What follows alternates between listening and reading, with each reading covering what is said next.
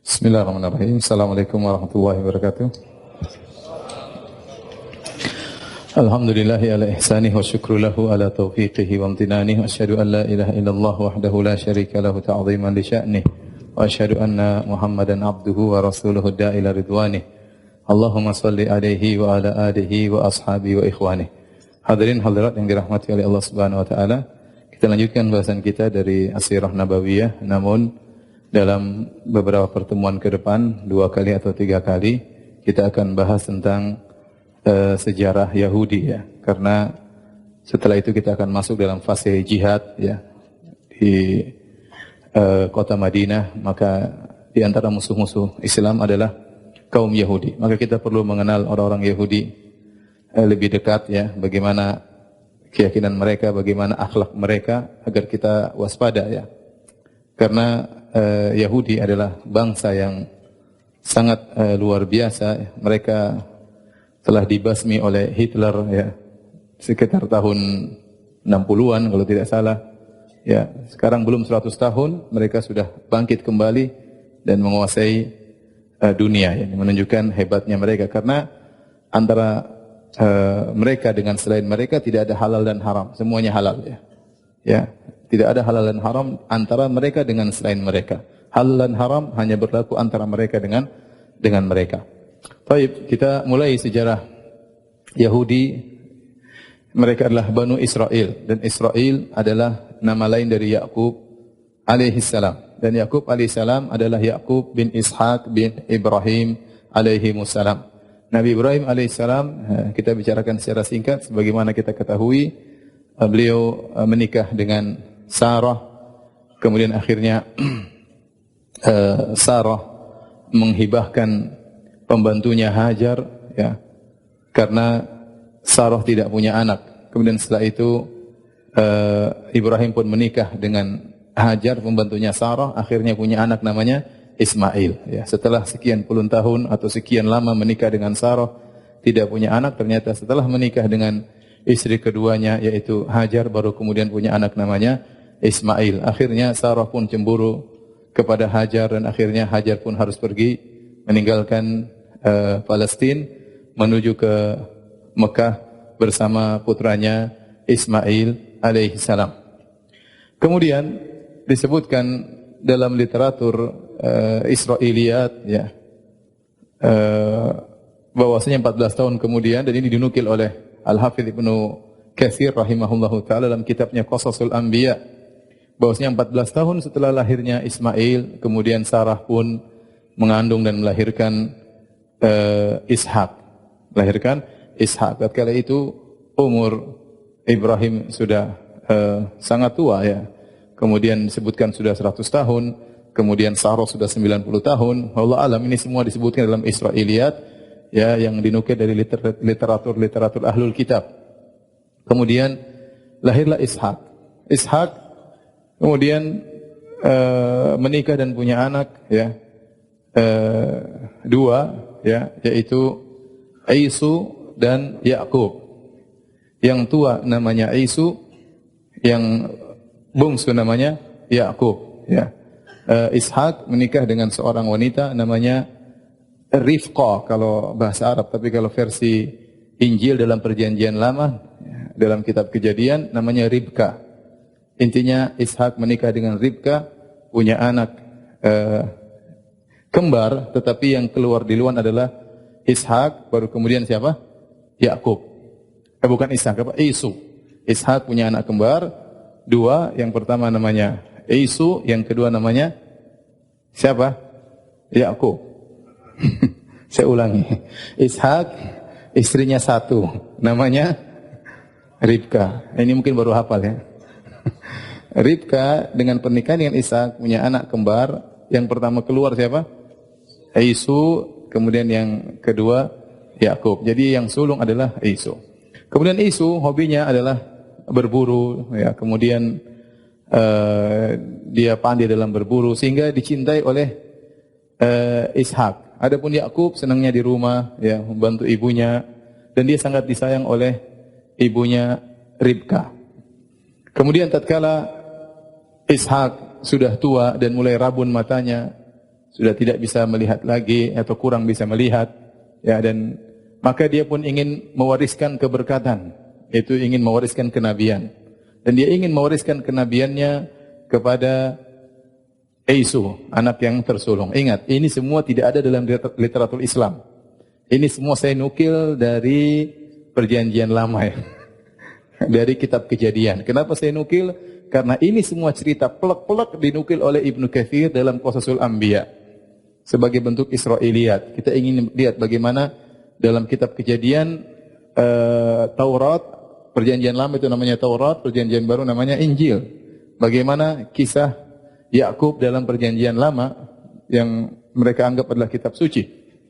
Nah, akhirnya Ishak ingin mewariskan keberkatan kepada putra sulungnya Isu, dan dia berkata kepada Isu, "Pergilah Isu kau berburu, kemudian tangkaplah seekor kambing intinya dan masaklah buatku, dan aku lagi ingin makan kambing tersebut. Nanti akan saya berkati engkau agar keberkatan turun semua kepadamu, maka keturunanmu akan menguasai dunia dan seluruhnya." Ya. Berangkatlah Isu, ya, ingin segera mendapatkan keberkatan, maka dia harus berburu kambing. Rupanya Ribka, sang ibu lebih sayang kepada Yakub. Sang ibu lebih sayang kepada Yakub. Maka sang ibu berkata kepada Yakub, "Wahai Yakub, sungguhnya kakak sulungmu Isu sedang pergi, dan sebentar lagi bapakmu Ishak akan mewariskan keberkatan kepada kakakmu. Saya ingin keberkatan kepadamu. Maka sekarang ikutilah perintahku. Kau potonglah kambing milik kita yang kecil tersebut. Setelah itu aku akan masakkan makanan kesukaan bapakmu. Bapakmu kan nggak bisa melihat, ya. Terus setelah itu kau datang ketemu bapakmu, minta berkat. Seakan-akan kau adalah Isu." Kata Yakub, "Ya ibunda, tubuhku beda dengan Isu. Isu badannya berbulu, sedangkan aku tidak berbulu." Ya. Kemudian suara juga beda. Kata ibunya, "Jangan khawatir. Ya, kau nanti ketemu bapakmu pakai bajunya Isu."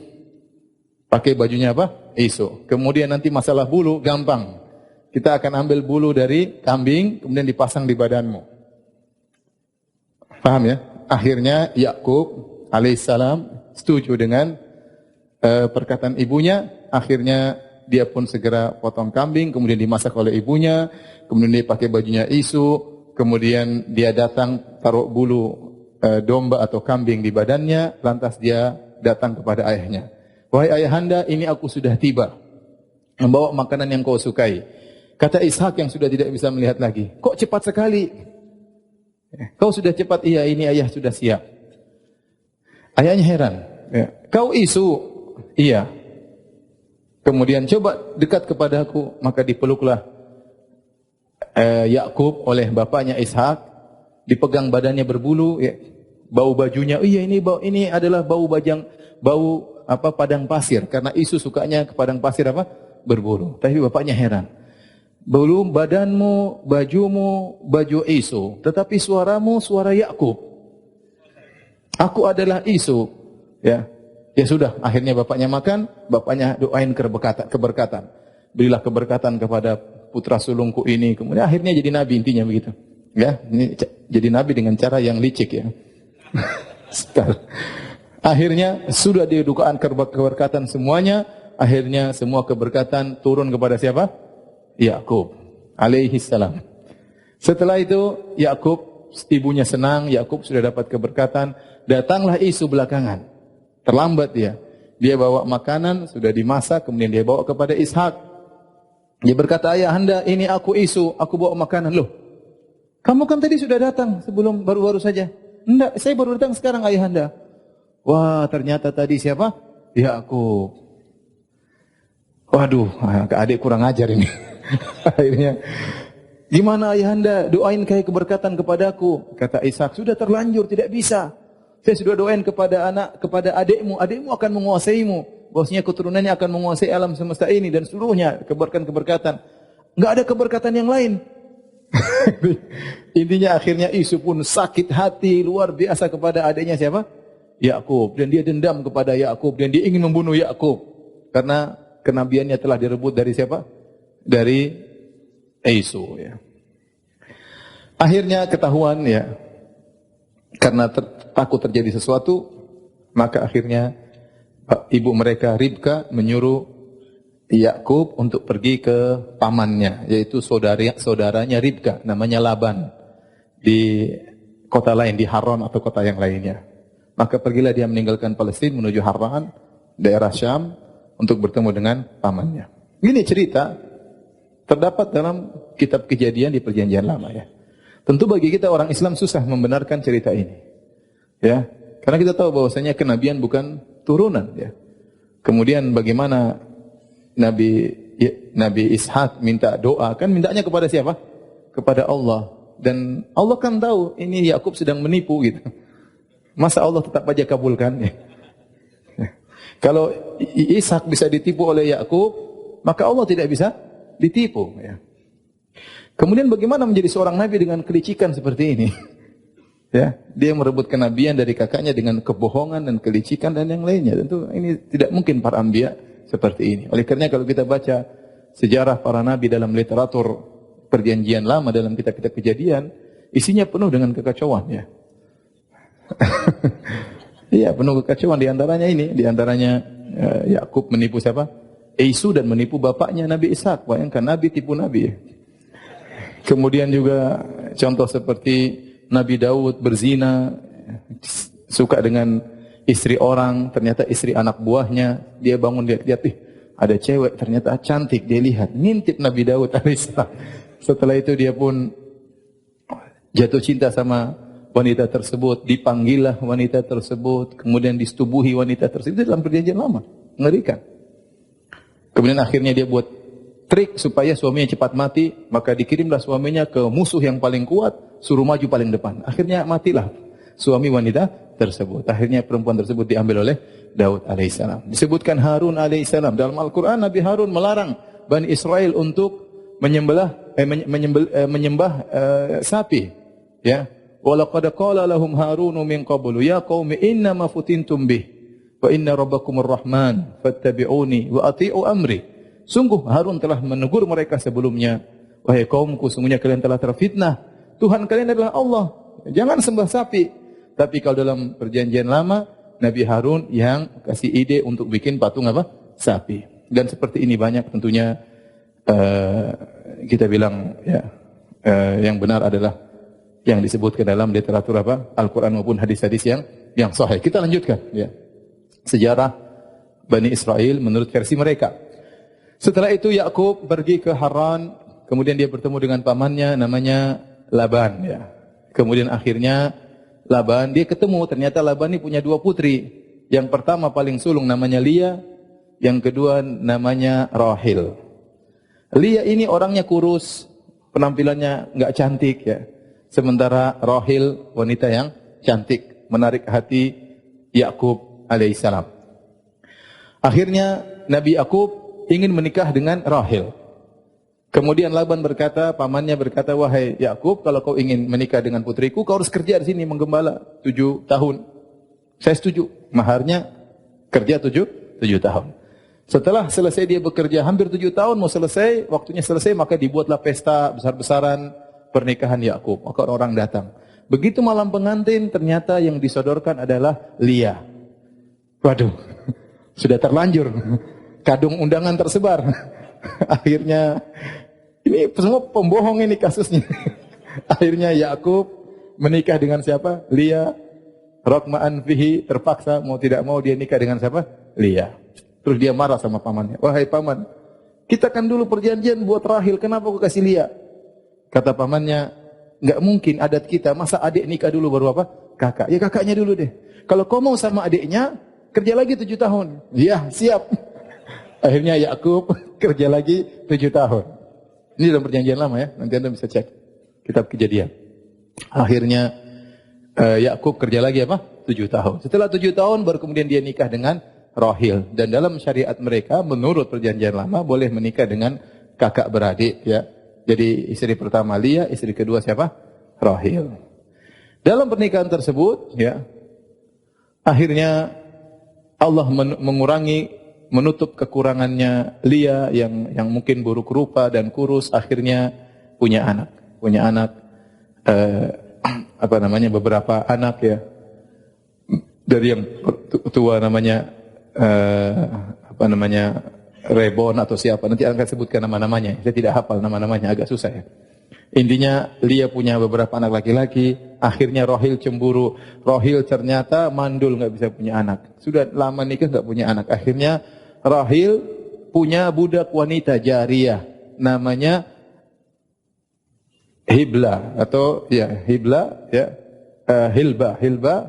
Adapun Lia punya budak perempuan namanya Zilfa. Ya, kalau kita Zulfa, mereka bilang apa? Zilfa. Ya. Akhirnya karena Rohil tidak bisa punya anak, maka dia hadiahkan budaknya kepada Yakub. Akhirnya Yakub nikahi, punya anak dari budaknya, dari Hilba tersebut punya anak. Ya. Kemudian akhirnya Lia cemburu, dia kasih lagi budaknya, Zilfa. Akhirnya nikah lagi, punya anak lagi. Berarti Yakub ini punya anak dari 4 orang wanita. Ya, paham? Antum dari berapa? 1 ya. Yakub dari 4. Ya. Pertama siapa? Lia, kemudian Rohil, kemudian Hilba, kemudian Zilfa. Rohil belakangan. Ternyata kemudian dia punya anak namanya Yusuf. Kemudian lama-lama akhirnya punya anak lagi namanya Binyamin. Ya. Jadi saya akan sebutkan nama-nama 12 anak lelaki Yakub dari 4 wanita yang dia gauli atau dia nikahi. Ya. Catat ya, anak-anak Lia namanya Ruben, nomor 1. Kemudian Simeon, yang kedua. Kemudian Lewi, ketiga. Kemudian Yehuda atau Yahuda, itu asal nama Yahudi. Sebagian orang berpendapat dari anak yang ketiga inilah atau keempat Yahuda inilah asal muasal nama Yahuda. Yehude kalau dalam kitab Injil disebut Yehuda. Kemudian Isakhar, keberapa itu? Keempat ya. Kelima. Kemudian Zebulon. Keberapa? Keenam. Anak-anak Rahil adalah Yusuf dan Binyamin. Berapa itu? Anak-anak Bilha, budak perempuan Rahil adalah Dan serta Naftali. Namanya kalau di itu Dana, tapi di sini dan Naftali. Dan serta Naftali. Berapa dan berapa? 10 ya? Ya. 10. Kemudian dari Zilfa atau Zulfa, budak perempuannya Lea adalah Gad dan Asher. Berapa? 12. Sudah hafal? Coba. Ribon, siapa? Samun, kemudian Reblun, kemudian intinya itulah. Inilah 12 orang putra-putranya Yakub yang semua Bani Israel Yahudi kembali kepada 12 orang ini. Ya, makanya disebut Banu Israel, artinya anak-anak laki-lakinya Israel. Ada 12 orang. Dari 12 orang inilah muncul 12 suku besar dari kelompok Yahudi. Semua orang Yahudi bermuara kepada 12 putra Israel. Maka mereka disebut dengan Banu Israel. Ya. Tapi intinya ini literatur cuma kita dapatkan di literatur Israiliyat, Ahlul Kitab. Adapun dalam literatur Islam enggak ada ini semuanya. Ya, namun sebagian ulama menukil seperti Al-Hafidz Ibnu Katsir rahimahullah ta'ala dalam kitabnya Qasal Anbiya dan juga ulama-ulama yang dalam tafsir mereka. Nah, mulailah yang sampai kepada kita cuma mulai dari kisah Nabi Yusuf alaihissalam yang Allah abadikan dalam sebuah surat yang panjang namanya surat Yusuf. Ya. Dan ini menjelaskan bagaimana akhirnya Bani Israel berpindah dari Palestina menuju Mesir. Allah sebutkan tentang kisah Nabi Yusuf. Tatkala mereka semua sudah besar, ya ternyata namanya Yakub sangat sayang kepada Yusuf alaihissalam. Terutama Yusuf alaihissalam ternyata bermimpi. Dia kabarkan kepada ayahnya, Inni ra'aitu ahada asyara kawkaba wasyamsa wal qamara ra'aituhum li sajidin. Ya, wahai ayahanda, aku melihat dalam mimpiku bahwasanya matahari, rembulan dan 11 bintang sujud kepadaku. Ini mimpi yang dahsyat. Berarti rembulan, matahari dan 11 bintang akan tunduk kepada Yusuf alaihissalam. Dan ternyata ditakwilkan di kemudian hari, ternyata yang dimaksud rembulan adalah Yakub, matahari adalah ibunya, ya, kemudian 11 bintang adalah saudara-saudaranya, ya. Reblun dan kawan-kawannya. Akhirnya ayahnya tahu, dia berkata, "Ya bunayya la takhus ru'yaka ala ikhwatika." Fayakidu laka kaida. Wahai anakku, jangan kau ceritakan kisah ini kepada saudara-saudaramu, mereka akan hasad kepadamu. Kalau sudah hasad, mereka akan buat makar kepadamu. Ini saya sering sampaikan dalil bahwasanya seorang kalau dapat nikmat, tidak semua nikmat harus dia ceritakan kepada orang lain. Tidak semua nikmat harus dia pamerkan di Instagram. Tidak semua nikmat dia harus pamerkan di YouTube atau di Facebook ya, dan yang lainnya. Karena tidak semua orang bisa kuat melihat kenikmatan tersebut. Betapa banyak wanita memamerkan suaminya. Sementara wanita-wanita lain mungkin suaminya tidak sayang seperti suami dia tersebut. Dia gandengan sama suaminya, pelukan sama suaminya, kemudian dia masukkan ke Instagram atau di Facebook. Akhirnya banyak akhwat yang lihat sedih. Kenapa? Karena tidak pernah dipeluk oleh suami. Akhirnya lama-lama tertarik. Boleh juga suami akhwat itu. Kita boleh daftar. Ya. Oleh karenanya tidak semua kenikmatan kita tampakkan. Ya. Makanya saya selalu ingat nasihat Syekh Asyatri, dia bilang kalau orang tanya sama engkau, misalnya ditanya, rumahmu ada berapa? Enggak usah kau jawab. Mobilmu ada berapa? Jangan kau jawab. Kenapa? Kalau kau jujur, kau katakan rumahmu banyak, dia akan hasad. Kalau kau bilang rumahmu masih kontrak, dia akan menghina. Mending enggak usah jawab. Bilang aja dengan global, alhamdulillah. Allah sudah beri kenikmatan kepada saya. Alhamdulillah saya punya tempat tinggal. Enggak usah dijelaskan secara terperinci. Nah, sebagian orang pamer, saya punya ini, saya punya ini, saya punya ini. Akhirnya orang jadi hasad dan dengki. Jangankan kepada orang jauh, kepada orang dekat saja, ya, masalah. Yusuf tidak boleh cerita kepada saudara-saudara kandungnya. Ya. Kata para ulama, Allah, surat Yusuf ini surat Makkiyah, turun di Mekah. Allah ingin memberi tasliyah, yaitu hiburan kepada Nabi Muhammad SAW. Bosnya engkau, wahai Muhammad, engkau dimusuhi oleh kaum Quraisy yang itu sukumu sendiri. Kau dimusuhi oleh pamanmu. Maka sudah dahulu sebelum engkau, Yusuf dimusuhi oleh apa? Saudara-saudaranya, kakak-kakaknya. Yang harusnya kakak-kakaknya bela dia, malah memusuhi dia. Akhirnya, kemudian, meskipun Yusuf tidak cerita, namun akhirnya saudara-saudaranya, Yahuda, Riblon, Samun, ya, Lewi, dan lain-lainnya, pada cemburu kepada Yusuf. Akhirnya mereka bermusyawarah.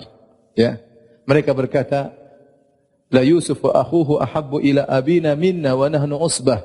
Inna abana la fi dhalalim mubin. Sungguh Yusuf dan saudaranya si Binyamin sangat disayang oleh bapak kita, Yakub alaihissalam. Sungguhnya bapak kita dalam kesesatan yang nyata. Padahal bapaknya Nabi.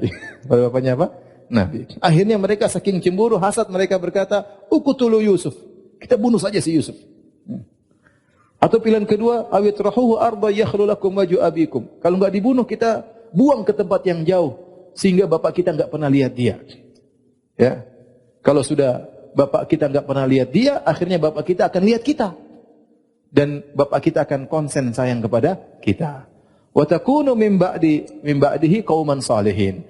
Sayang kita bunuh dia atau kita buang dia, setelah itu kita bertobat jadi orang-orang soleh lagi. Ya, ini apa trik yang bagus. Nah, maksiat sekali aja kita bunuh, setelah itu kita bertobat. Dan itulah terkadang orang soleh terjerumus dalam kemaksiatan. Dia bilang Allah Maha Pengampun. Sekali ini aja sudah, habis itu tinggal lagi. Allah Maha Pengampun. Habis itu tinggal umroh, haji, selesai urusan. Dan ini bahaya ya. Akhirnya qala qailun minhum la taqtulu Yusuf. Di antara mereka yang bermusyawarah itu 10 orang bersaudara, mungkin Binyamin enggak ikut karena Binyamin satu ibu dengan siapa? Yusuf. Binyamin sama Yusuf ibunya siapa? Siapa tadi? Rahil. Masya Allah, sudah hafal ya. Masya Allah. Akhirnya satu orang di antara mereka berkata, jangan bunuh Yusuf. Ya. Lemparkan saja dalam apa? Sumur. Yaltaqitu ba'dhu sayyara. In kuntum fa'in. Kalau kalian benar-benar ingin agar tujuan kita tercapai, orang tua kita Yakub konsen sama kita, sudah jangan dibunuh. Itu adik kita, sudah lempar aja dalam sumur. Akhirnya mereka buat rencana. Mereka bilang, wahai bapak kami, ya, biarkanlah Yusuf pergi bersama kami. Ya. Biar dia jalan-jalan di rumah terus, nggak enak, jalan-jalan. Ya. Yarta' wa yal'ab, ya. Biar dia jalan-jalan. Ya. Kita bawa dia ke padang rumput. Ya. Bapaknya mengatakan, Inni la yahzununi an tadhhabu bih, wa akhafu an yakulahu dhi'bu, wa antum anhu ghafilun. Sungguh aku ya takut ya, tidak suka kalau kalian bawa Yusuf pergi dariku. Nanti khawatir di sana dia dimakan oleh serigala. Mereka berkata, qalu la in akalahu dhi'bu wa nahnu usbah inna idzal khasirun. Kita ini sekelompok orang, 10 orang.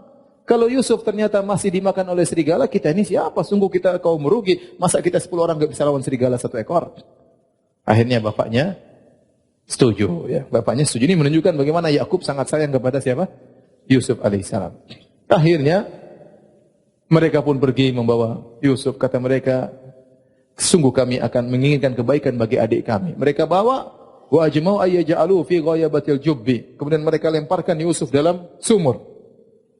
Wa auhayna ilaihi latunabbi'annahum bi amrihim hadza wa hum la yash'urun. Waktu Nabi Yusuf dilemparkan masih kecil, dilemparkan dalam sumur, maka Allah langsung mewahyukan kepada Nabi Yusuf, suatu hari kau akan mengabarkan kepada mereka tentang kejadian yang mereka lakukan ini sementara mereka tidak sadar. Ada waktunya nanti.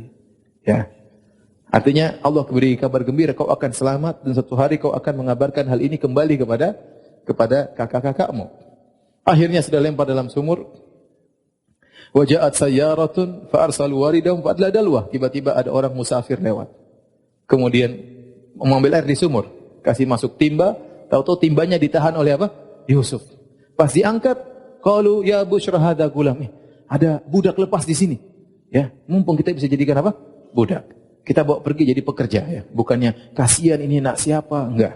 Ada budak ini jadi pekerja baru. Tatkala mereka mau ngambil Yusuf, kakak-kakaknya datang. Itu budak kami yang lepas. Kalau mau beli. Fasyarahu bithamanin bakhsin darahima ma'dudah.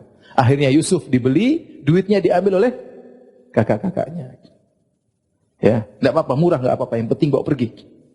Akhirnya Yusuf dibawa pergi. Kemudian kakak-kakaknya waja'u abahum isya'iyabukun, maka pulang malam-malam, tunggu malam dikit. Biar dramatis ya. Kemudian pulang nangis. Nangis rame-rame 10 orang nangis.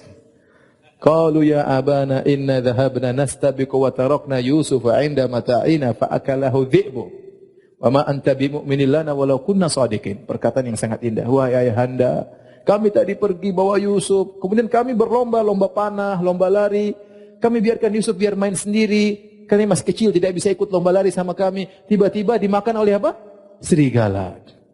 Ya. Namun sepertinya kau tidak akan percaya sama kami. Nangis. Nangis beneran. Makanya mereka datang malam-malam supaya seakan-akan ada kejadian baru. Padahal Yusuf sudah hilang dari sore. Tapi mereka pura-pura terlambat supaya kondisinya benar-benar memperdaya ayah mereka. Waja'u bidamin kadzib. Waja'u ala qamisihi bidamin kadzib. Kemudian mereka bawakan baju Nabi Yusuf penuh dengan darah. Ya. Ketika Nabi Yakub melihat ini semua, dia mengatakan, qala bal sawwalat lakum anfusukum amra fa sabrun jamil. Kata dia, kalian telah terbawa oleh nafsu kalian. Nabi Yakub tidak percaya dengan semua drama ini. Meskipun nangis. Jadi ente jangan terlalu percaya sama orang nangis. Orang nangis belum tentu benar ya. Sebagian orang pintar main drama ya. Jangan terpedaya dengan indahnya perkataan. Sebagian orang bisa menutup kebatilan dengan indahnya perkataan. Kenapa Nabi Yakub tidak membenarkan kakak-kakaknya Yusuf tentang kabar kematian Yusuf? Ada beberapa hal. Yang pertama, Nabi Yakub sudah diceritakan oleh Yusuf bahwasanya matahari, rembulan, 11 bintang akan sujud kepada siapa? Yusuf. Ini menunjukkan Yusuf suatu hari akan menjadi orang besar. Bagaimana masih kecil sudah meninggal dunia? Ini di antara dalilnya Nabi Yakub mendustakan perkataan mereka. Yang kedua, ternyata waktu didatangkan baju Nabi Yusuf, ternyata bajunya penuh darah tapi tidak teracak-acak, tidak robek-robek. Apa ada serigala baik makan sambil tidak mengacak-acak Nabi Yusuf? Harusnya kan bekas garukan, bekas cakaran. Harusnya bajunya. Ini menunjukkan qarinah, indikasi menunjukkan mereka berbohong. Tetapi apa kata Yakub alaihissalam? Sabrun jamil. Sabar yang jamil, yang indah. Kenapa kata para ulama? Dia tahu tidak mungkin kembali Yusuf. Dia enggak mungkin maksa kakak-kakaknya untuk kembalikan Yusuf. Karena mereka sudah sepakat untuk berdusta, untuk membohongi bapaknya Yakub alaihissalam. Ini dalil terkadang seorang soleh diuji dengan anak-anak yang tidak beres. Ya, Nabi Yakub itu nabi yang paling mulia di zaman tersebut. Hamba Allah yang paling dicintai oleh Allah di zaman itu adalah Yakub alaihissalam. Bukan Yakub tadi yang bohong-bohong ya, enggak. Ini Yakub versi Islam sekarang. Ini hamba yang paling dicintai oleh Allah Subhanahu wa taala. Tetapi Allah uji dia, ternyata di antara anak-anaknya ada yang soleh seperti Yusuf alaihissalam dan ada yang brengsek 10 orang yang ternyata menipu ayah mereka, padahal ayah mereka nabi, ya. Nekat nipu nabi, ya. Ya. Tapi kata Yakub, fasabrun jamil, kesabaran yang penuh keindahan. Allah sebutkan dalam Al-Quran ada sabrun jamil, fasfahi safhal jamil, hajran jamila. Allah sebutkan safhan jamilan, safhal jamil, kemudian hajran jamila, kemudian sabrun jamil. Sabrun jamil, sabar yang indah, maksudnya apa? Kesabaran yang tidak disertai dengan syakwa, mengeluh kepada orang lain. Dia hanya mengeluh kepada Allah, itu namanya sabrul jamil. Anda boleh dapat penderitaan, Anda boleh sengsara, tapi Anda tidak mengeluhkan kepada manusia. Adapun Anda mengeluhkan kepada Allah, itu yang dituntut. Anda melepaskan semua keluhan Anda kepada Allah, itulah sabrun jamil. Sebagaimana perkataan Nabi Yakub, nanti dia mengatakan, ya, innama ashku bathi wa huzni ila Allah. Sungguhnya aku hanya menyampaikan kesedihanku kepada Allah. Itulah as-sabrul jamil. Adapun hajran jamilan, meninggalkan yang baik, itu meninggalkan tanpa memberi gangguan. Tanpa memberi gangguan. Kita mungkin ada orang ganggu kita, kita tinggalkan dia tanpa harus membalas. Kalau kita balas bukan hajrun jamil. Ya. Kemudian fasfahi safhal jamil. As-safhal jamil yang memaafkan dengan al-jamil, dengan memaafkan yang baik adalah memaafkan tanpa itab, tanpa mencela. Tidak mengatakan ente memang kurang ajar, ente brengsek, tapi saya maafkan. Itu bukan as-safhul jamil. Safhul jamil, ya saya maafkan. Selesai. Tidak komentar, tidak mencela, nasihat boleh, tapi tidak mencela. Ya. Itu namanya as-safhul jamil. Kalau seorang bisa berhias dengan 3 akhlak mulia ini, as-sabrul jamil, as-safhul jamil, sama al-hajrul al-jamil. Baik, al-kisah akhirnya Nabi Yusuf alaihissalam dijual di Mesir, dibeli oleh Menteri Keuangan Mesir namanya Al-Aziz, dan dia punya seorang wanita yang cantik jelita, konon namanya Zulekha. Dalam literatur Islam tidak disebutkan namanya Zulekha, tapi dalam Israiliyat namanya apa? Zulekha, ya.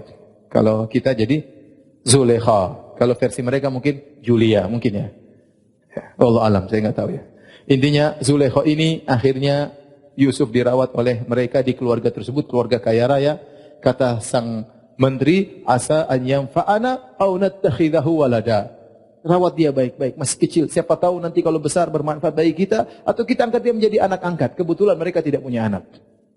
Akhirnya Yusuf alaihissalam tumbuh berkembang di rumah tersebut. Tiba-tiba dia menjadi orang yang lain sendiri, gagah, ganteng, ya, beda dengan orang-orang setempat. Orang setempat di Mesir suku Akbar, suku Kipti. Ya, Yusuf dari Bani Israel.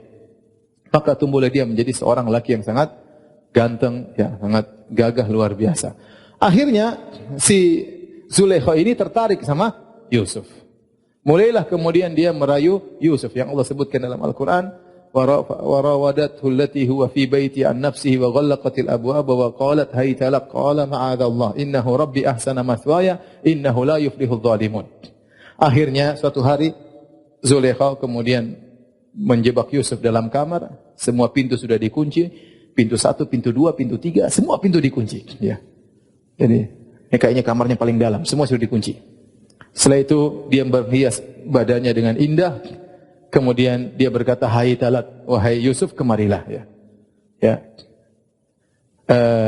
Kata Allah Subhanahu Wa Taala, Yusuf berkata, qala ma'adallah, aku berlindung kepada Allah. Innahu rabbi ahsana mathwaya.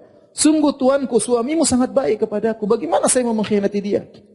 Atau sungguhnya Allah Subhanahu Wa Taala sangat baik kepadaku, betapa banyak rezeki, betapa banyak anugerah yang Allah berikan kepadaku, bagaimana saya bermaksiat kepada Rabbul Alamin. Ya, di antara cara agar kita tidak bermaksiat, kita ingat Allah terlalu baik sama kita. Allah terlalu baik sama kita. Kalau kita punya bos baik sama kita, enggak mungkin kita berkhianat. Apalagi Allah yang berikan segalanya kepada kita. Ya. Kemudian kata Allah Subhanahu Wa Taala, walaqad hammat bihi wa hamma biha. Sang wanita sudah kebelet, ya, pingin sekali sama Yusuf. Sudah terkunci pintu, sudah enggak ada yang lihat. Wa hamma biha, Yusuf juga tuh tergerak. Yusuf masih muda ya. Tergerak lihat kecantikan wanita ini. Laula an ra'a burhana rabbi, kalau bukan Yusuf diberi petunjuk oleh Allah Subhanahu Wa Taala, sungguh dia akan terjerumus. Ya, kemudian wastabaqal baba, Nabi Yusuf pun segera lari menuju pintu untuk kabur. Sang perempuan juga lari untuk menangkap Yusuf. Sama-sama berlomba. Satu berlomba pada ketaatan, satu berlomba pada kemaksiatan. Satu berlomba ingin selamat dari zina, satu berlomba untuk melakukan apa? zina. Wa qaddat qamisahu min duburin. Kemudian sang wanita narik baju Yusuf dari belakang. Fa alfaya sayyidaha ladal bab. Tiba-tiba buka pintu, ternyata suaminya sudah di situ. Suaminya juga punya pintu seraf. Kunci apa? Kunci seraf. Teng teng teng teng teng, tiba di situ. Subhanallah. Inilah kehebatan siapa? Yusuf alaihissalam ya, digoda dengan ujian yang luar biasa sampai Ibnu Qayyim menyebutkan 10 ujian yang dihadapi oleh Nabi Yusuf alaihissalam yang sudah saya sampaikan dalam pengajian-pengajian saya yang lain. Intinya ini ujian yang sangat hebat. Ujian paling besar bagi laki adalah ujian apa? Perempuan, ujian wanita. Ya, mungkin seorang digoda dengan harta, dengan jabatan dia tidak tergoda, tapi digoda dengan wanita cantik maka dia tidak berkutik. Begitu ketemu sang suami, maka akhirnya Zulaikha pintar ngomong. Dia mengatakan, ya, apa yang kau lakukan ya kepada orang yang hendak melakukan keburukan kepada istrimu? Ya, ma jazaa'u man arada bi ahlika su'an illa ayusjana aw adzabun alim. Ini orang yang ingin berbuat keburukan kepada istrimu, tidak ada balasan yang pantas kecuali di penjara atau diberi azab yang pedih. Dan inilah hebatnya Zulaikha. Dia pintar ya. Biasanya perempuan kalau sudah kejebak itu bingung ngomongnya. Ya, tetapi ternyata dia sudah kejebak, dia bisa langsung balikan fakta. Ini Yusuf kejar-kejar saya. Langsung bilang sama suaminya, ya. Ya, kebanyakan orang bingung kalau sudah apa? Ketangkap basah ya. Saya sering cerita kalau ada orang dikisahkan ada orang ngambil nyuri kedondong di pohon, ketahuan sama yang punya pohon kedondong. Kamu ngapain? Cari layangan. Buat apa? Buat rujak katanya. Kalau itu cerita. Kalau ini sesungguhnya ada dulu di kampung saya. Kampung saya ada orang jam 3 malam lewat kampung, ditangkap sama kawan-kawan. Ente jam 3 ngapain di sini malam-malam? Lari pagi gitu. Digebukin sama kawan-kawan. Intinya ini Zulaikha tidak, dia ketahuan tapi dia bisa jawab dengan apa? Tenang. Ini Yusuf kurang ajar mau keburukan kepada istrimu, kira-kira balasannya apa? Akhirnya Yusuf bela diri. Qala hiya rawadatni an nafsi, dia yang rawi saya.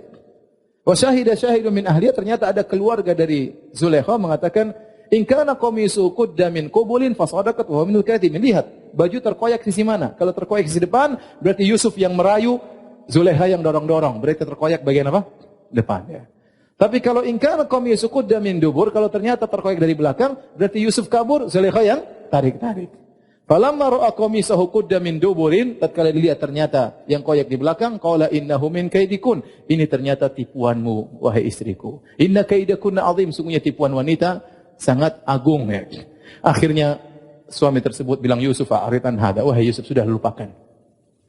Dan engkau istriku wastaghfiri li dzambik, kau yang salah, mohon ampun kepada dosamu. Innaki kunti minal khati'in, sungguhnya kau yang telah melakukan kesalahan.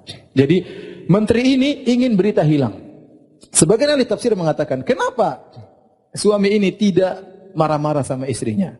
Disebutkan dalam Israiliyat, ini laki ternyata dia lemah syahwat, dia tidak bisa melayani istrinya. Maka wajar kalau dilihat istrinya kemudian tertarik sama lelaki, sehingga dia tidak begitu marah sama istrinya. Bukan dia tidak punya kecemburuan, tapi sudah dia tidak bisa apa-apa. Akhirnya dia, ya sudahlah istriku, kau minta maaf, Yusuf kau lupakan saja. Ingin isu tersebut hilang.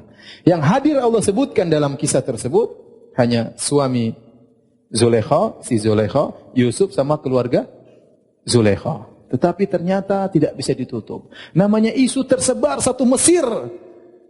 Jadi buah bibir para wanita. Wa qala niswatun fil madinati imra'atul azizi turawidu fata'an nafsi. Ibu-ibu pada ngobrol, ngerumpi. Itu istrinya menteri ngawur, masa naksir sama pembantunya. Ini omongan apa?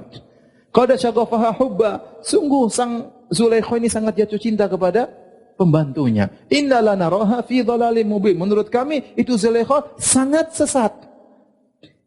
Falamma sami'at bi makrihinna, Allah menamakan rapat mereka namanya makar. Makanya Allah mengatakan falamma sami'at bi makrihinna, ternyata tatkala Zulaikha mendengar tentang makar ibu-ibu tersebut, jadi rupanya ibu-ibu ini ngobrol gitu, penasaran ingin lihat Yusuf. Kok bisa ini istri menteri yang cantik jelita naksir sama pembantunya? Ini siapa pembantunya ini? Ternyata mereka ngobrol gitu supaya diundang lihat apa? Yusuf ya. Pura-pura mencela, ternyata pengen apa? Pengen tahu. Falamma sami'at bimakrihinna, tatkala Zulaikha mendengar tentang makar mereka, arsalat ilaihinna wa atadat lahunna muttaka'a. Maka kemudian Zulaikha pun ngutus mereka untuk datang, diundang. Wa atadat lahunna muttaka'a, kemudian disiapin tempat-tempat untuk bertelekan. Wa atat kulla wahidatin minhunna sikina, masing-masing dikasih pisau, dikasih buah-buah atau makanan yang bisa dipotong. Tatkala mereka sedang ngobrol sambil potong-potong buah atau potong makanan, ya. Faqalat ikhruj alaihin. Kata Zulaikha, Yusuf tolong lewat depan mereka. Nabi Yusuf lewat. Teng, teng, teng. Falamma ra'aynahu akbarna wa qata'na aydiyahunna. Tatkala mereka lihat, mereka terkejut. Mereka kaget sampai mereka potong tangan-tangan mereka. Tanpa sadar, saking tampannya siapa Nabi? Yusuf. Tampannya luar biasa. Kalau antum baca buku tafsir, Israiliyat banyak aneh-aneh. Ada yang mengatakan, begitu mereka lihat Yusuf, langsung ada yang haid. Sebagian mereka lihat Yusuf begitu tampannya langsung mati, ya. Ada di antara mereka langsung pingsan, ya. Karena Nabi Yusuf sangat tampan, sampai-sampai Nabi pernah bertemu Nabi Yusuf di Isra Mi'raj. Nabi berkata, laqad u'tiya syatrul jamal. Sungguh Yusuf telah diberikan setengah ketampanan. Antum enggak tahu seperberapanya. Tapi Yusuf alaihissalam setengah ketampanan untuk siapa Nabi Yusuf alaihissalam. Faqata'na aydiyahunna wa qulna hasya lillahi ma hadza basyara. Kata mereka, ini Allah, ini bukan manusia. In hada illa malakun karim. Sungguh ini malaikat yang mulia. Saking apa? Tampannya. Baik. Sampai sini aja. Kita lanjutkan nanti dua minggu lagi insyaallah taala. Silakan azan, kalau ada yang bertanya saya persilakan. Mohon dibaca Pak Ustaz. Saya sangat butuh saran dari Pak Ustaz. Ini nanya serius ya. Dari rumah sudah diketik ya. Saya punya istri saya termasuk orang yang jarang update di Instagram. Namun sekalinya update, sering dikomen dengan temannya bahwa dia suka pamer, bikin orang iri dan lain-lain. Padahal kalaupun update hanya pas ada momen-momen jalan-jalan ke kota mana gitu. Itu pun hanya sekali di setiap momen tersebut. Dan jarang juga saya mengajak jalan-jalan. Hehehe. Bahkan istri saya beberapa kali ditegur langsung di depan orang banyak dengan suara yang lumayan kencang. Padahal hanya update sepele dan tidak ada unsur pamer. Sepengetahuan istri saya, rekan-rekan yang lain tidak pernah ditegur seperti itu. Padahal sering banget update dan update-nya lebih parah pamernya. Apa yang harus saya sarankan kepada istri saya karena saya jengkel? Istri saya tipe orang yang lembut, gak bisa dibentak-bentak. Namun malah diperlakukan seperti itu. Mohon nasihatnya Ustaz. Ya. Kalau nasihat saya sudah gak usah update. Gak usah update. Berarti ada yang memang menunggu-nunggu istri antum update untuk dikomentari. Ya. Kalau dia bilang yang lain kok tidak dikomentari, ya sudah, orang masing-masing. Mungkin istri antum dihasati oleh banyak orang. Kita jangan buka pintu problemnya. Kalau bisa tidak ada problem kan lebih indah hidup ini. Kalau kita tahu setiap update di Cibir, kenapa nekat update? Gak usah. Kalau enggak, bikin grup Instagram tertutup, orang-orang yang tidak suka nyibir. Ya. Yang teman-teman yang dekat, ya, sekedar saling share di antara mereka, saling share kebahagiaan, ya. Tapi saya katakan tadi, tidak semua kebahagiaan harus kita share, ya. Seperti ini, apalagi sudah terbukti setiap share dituduh pamer lah, dituduh inilah. Padahal istri antum tidak pamer, cuma mau kasih lihat aja. Oleh karenanya, saran saya, ya udah bilang istri, udah. Kalau begitu-begitu sudah nggak usah diupdate. Kalau update dalam grup tertutup teman-teman dekat yang tidak suka nyinyir, itu lebih baik. Kalau memang ternyata setiap update di cibir, di nyinyir, mending nggak usah update ya, nggak usah update. Jadikan foto pribadi, simpan di HP, nanti tinggal pamer ke suami, nggak apa-apa. Suami aja yang ngelihat ya, atau kawan-kawan dekat.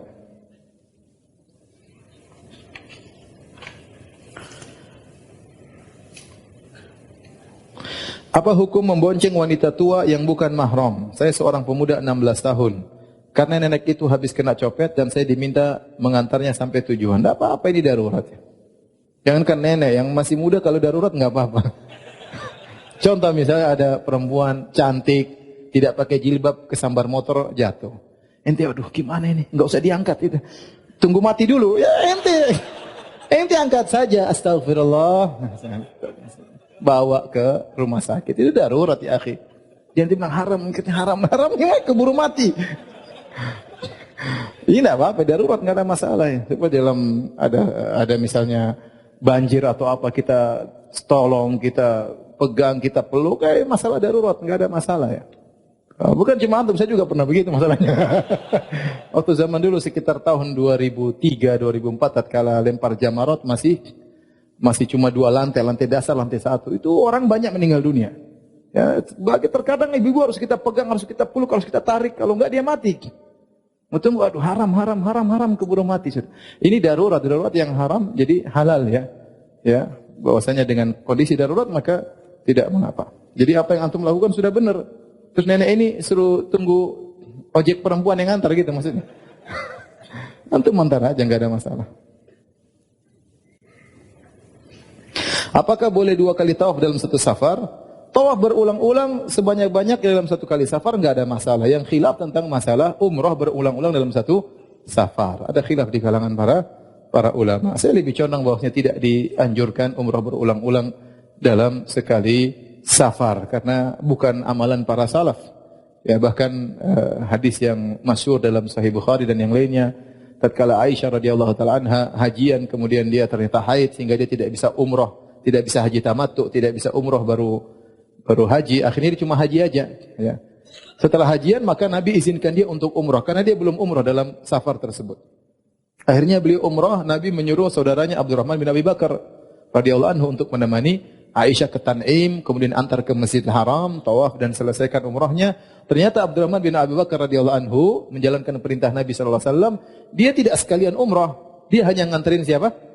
Aisyah, kemudian tawaf dan sa'i dan selanjutnya. Dan ini dalilnya banyak, ini sekedar sebagian dalil yang saya sampaikan. Intinya, tapi kalau ada yang mengulang-ulangi umrah, maka kita bilang masalah khilafiyah. Cuma pendapat yang saya yakini bahwasanya tidak dianjurkan menyengaja untuk mengulangi umrah dalam satu safar. Adapun tawaf sunnah silakan mengulang-ulangi tawaf sunnah.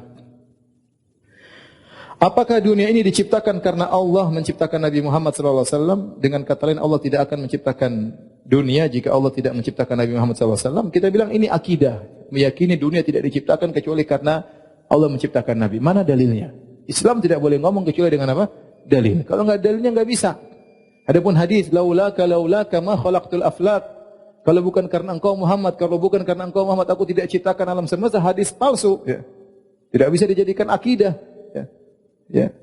Apalagi berdosa atas nama Nabi SAW. Dan ini bertentangan dengan ayat kata Allah, wa ma khalaqtul jinna wal insa illa liya'budun. Aku ciptakan jin manusia untuk beribadah kepadaku. Tujuannya agar Allah memerintahkan makhluknya untuk bertauhid kepada Allah Subhanahu wa taala. Kita mengagungkan Nabi SAW, hamba yang paling dicintai oleh Allah Subhanahu wa taala. Tapi bukan berarti kecintaan kita kepada Nabi akhirnya kita membuat akidah-akidah yang tidak diajarkan oleh Rasulullah SAW. Kita berusaha senama Nabi SAW, yang namanya kita tidak cinta kepada Nabi. Tidak menghargai Nabi. Sehingga kita membuat akidah yang tidak diajarkan oleh Nabi SAW. Kita melakukan ajaran yang tidak pernah dicontohkan Nabi SAW. Mana kita dikatakan ahlu sunnah, sementara kita tidak mengerjakan sunnah, yang kita kerjakan bid'ah. Ya, kemudian kita jadikan bid'ah itu sebagai barometer, benar atau sesat. Aneh di zaman ini ada orang melakukan perbuatan yang dia tahu pun ini Nabi tidak melakukannya.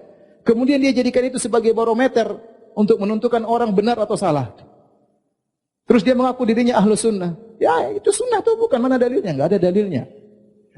Terus itu apa? Ya, ini bid'ah hasanah. Ya sudah. Ahlul bid'ah hasanah. Ya sunnah jelas. Sunnah ada definisinya. Yang datang dari Nabi SAW, baik ajarannya, perkataannya, perbuatannya. Itu Anda bela mati-matian, silakan. Anda jadikan itu barometer. Cinta kepada Nabi atau tidak. Sunnah Nabi SAW. Adapun Anda buat sesuatu yang baru, kemudian Anda jadikan, Anda lariskan ke masyarakat, kemudian Anda jadikan ini barometer mengukur orang benar atau salah. Dari mana barometer ini? Apakah Anda dikatakan mengagungkan Nabi sementara Anda seperti ini? Ya, Nabi tidak mengajarkan, terus Anda mengatakan ini ajaran Nabi SAW. Tapi demikian saja kajian kita. Kita lanjutkan insyaAllah 2 pekan depan. Subhanakallah bihamdik. Asyhadu an la ilaha illa anta astaghfiruka wa atubu ilaik. Assalamualaikum warahmatullahi wabarakatuh.